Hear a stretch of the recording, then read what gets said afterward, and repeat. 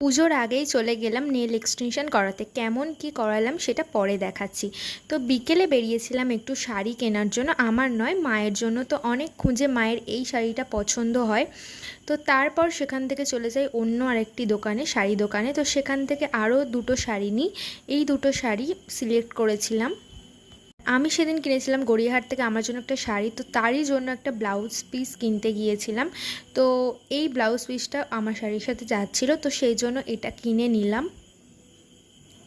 তারপর গেলাম আমার জুতো কিনতে। তো অনেক জুতো দেখার পর এগুলো অনেকটা হিল ছিল, তো আমি কিছু এই টাইপের জুতো চাইছিলাম, কারণ আমার এরকম জুতো নেই। তো অনেকগুলো দেখার পরে মোটামুটি আমি এটা সিলেক্ট করি। এবার এটা বলি, আমার পুজোর বেশ জন্য আমি ভালো কোনো নেল লাগে। এক্সটেনশন করাতে যাইনি।